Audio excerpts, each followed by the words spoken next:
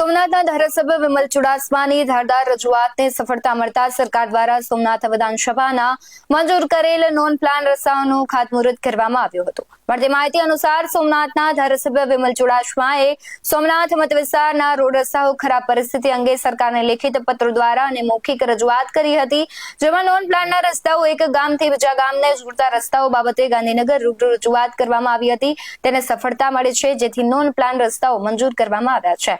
Road રસ્તાની ખરાબ પરિસ્થિતિ હોય અને તે રસ્તાઓને કારણે નાગરિકોને વાહનની અવરજવર માટે ઘણી મુશ્કેલીનો સામનો કરવો પડે છે અને ખેડૂતો તથા વાહન ચાલકો અને લોકોની સમસ્યાની ધારાસભ્યએ રજૂઆત કરી હતી, જેને ધ્યાને લઈને વિમલ ચુડાસમાએ સરકારના માર્ગ અને મકાન વિભાગના પંચાયત અને સ્ટેટ તથા ગાંધીનગર જતા અધિકારીને અનેક વખત રૂબરૂ જઈને ઉગ્ર રજૂઆત કરી હતી। આ રજૂઆતને ધ્યાને લઈને વિકાસના કામો માટે વેરાવળ તાલુકાના કુકરાસ ગામથી પંડવા ગામને જોડતો રસ્તો, વેરાવળ તાલુકાના મંડોર ગામથી ઈશ્વરિયા ગામને જોડતો રસ્તો, વેરાવળ તાલુકાના ભેરાડા મેઇન રોડથી પ્રાથમિક શાળા સુધીનો જાહેર રસ્તો, વેરાવળ તાલુકાના સવાણી ગામે આવેલ રેલવે સ્ટેશન એપ્રોચ રોડથી પ્રભાસ પાટણ અને ચાંદ ખતાલથી વાયા મુસા ભાટિયાવાડાની બાજુને જાહેર રસ્તો છે। આ બધા જ રસ્તાઓ છે તેને હવે મંજૂરી મળી ગઈ છે। મારું નામ કરશનભાઈ બારડ છે, પૂર્વ જિલ્લા કોંગ્રેસ પ્રમુખ છું। આજે મંડોળથી ઈશ્વરિયા અને ભેરાડા નિશાળથી સીડીવાસ સુધીનો જે રસ્તો મંજૂર થયો એનું ખાતમુહૂર્ત ધારાસભ્યશ્રીએ કર્યું। હવે ફેસબુકના માધ્યમથી અમને એવી પણ ખબર પડી કે બીજેપીના લોકો પણ ખાતમુહૂર્ત કરવાના છે। ખાતમુહૂર્ત એ લોકો તો બીજેપીના માણસો તો સિમેન્ટની ઠેલી દેખીને જ આવ્યા નથી, સીધું ખાતમુહૂર્ત કરી જાય। હકીકતમાં શું છે કે આ જે ખાતમુહૂર્ત કર્યા એ ધારાસભ્યના મત વિસ્તારની અંદર ધારાસભ્યએ જે માનો કે કામ મંજૂર કરાવતા હોય અને સંવિધાનના બંધારણના નિયમ પ્રમાણે ધારાસભ્યને એ બંધારણ અધિકાર આપ્યો છે અને એ અધિકારના રૂએ ધારાસભ્યશ્રીએ અમારી રજૂઆતથી ભેરાડાના લોકોએ રજૂઆત કરી હોય, મંડોર અને ઈશ્વરિયા ગામના લોકોએ રજૂઆત કરીને રજૂઆતના ભાગરૂપે ધારાસભ્ય છે જે આ નોન પ્લાનના રસ્તા મંજૂર કર્યા એ બદલ ધારાસભ્યશ્રીનો પણ આભાર। પણ ભારતીય જનતા પાર્ટીના જે લોકો પોતાની પ્રસિદ્ધિ માટે એ કામ તો કરતા નથી।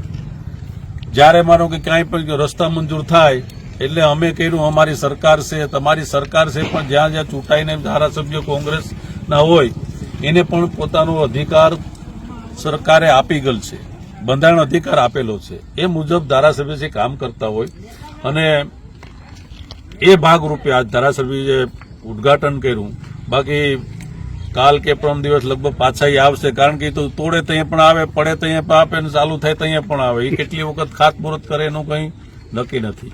એટલે ધારાસભ્યનો આભાર કે એણે અમારા ગામમાં ઈશ્વરિયા ગામમાં 3 રસ્તા મંજૂર કર્યા, અમારા ગામમાં 2 રસ્તા મંજૂર કર્યા, ભેરાડામાં પણ કર્યા, આજુબાજુના ગામ સૌનીમાં પણ 2-3 રસ્તા મંજૂર કર્યા।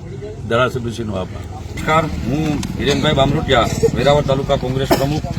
આજરોજ અમે મંડોર ગામે મંડોરથી ઈશ્વરિયા જોગી તળાવને જોડતો નોન પ્લાનનો રસ્તો, અહીંયા ભેરાડા ગામથી સીડીવાડા તરફ જે આદિજાતિની ગ્રાન્ટમાંથી જે રસ્તો મંજૂર થયો અને એ કલેક્ટરશ્રીના અધ્યક્ષ સ્થાને હોય અને એ જે કલેક્ટરની આયોજનની મિટિંગ મળે એમાં ગીર સોમનાથ વિધાનસભાના પ્રતિનિધિ તરીકે કાયદા મુજબ ધારાસભ્ય જ હોય છે, એટલે એમની સૂચનાથી અને એમના માર્ગદર્શન એટલે આ રસ્તો મંજૂર કરવામાં આવ્યો છે।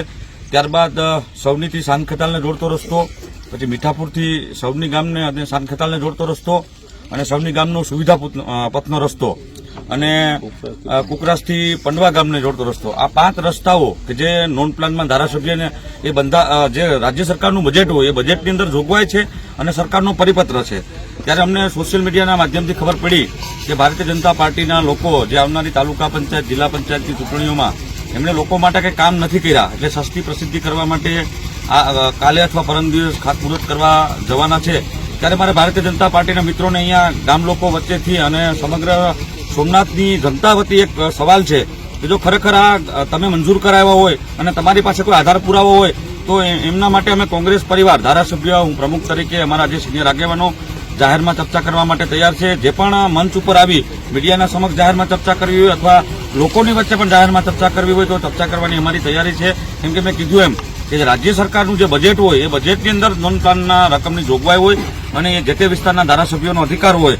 અને હું તમને એક આ પત્ર બતાવું છું કે જે આપણા ધારાસભ્ય છે વિમલભાઈ ચુડાસમા, એમનો જ લખેલો જે પત્ર છે, એમની તારીખ છે 8/7/2022, કે એમણે 2022ની અંદર જ એમના જાવક નંબર છે 159/22, કે આપણા માનનીય મુખ્યમંત્રી ભૂપેન્દ્ર પટેલ સાહેબને ઈશ્વરિયા ગામથી જોગી તળાવને જોડતા રસ્તાનો જો લેટર અને ભલામણ દરખાસ્ત કરેલી છે. એટલા માટે આ લોકોને ભરવા માટે અને ગુમરાહ કરવાના પ્રયત્ન કરે છે.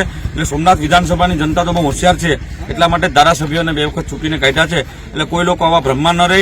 અને ધારાસભ્યોનો પણ આ તકે ખૂબ ખૂબ આભાર કે તે સમગ્ર વિસ્તારના લોકોને વિકાસના કામો માટે કાયમી માટે આગળ આવે છે.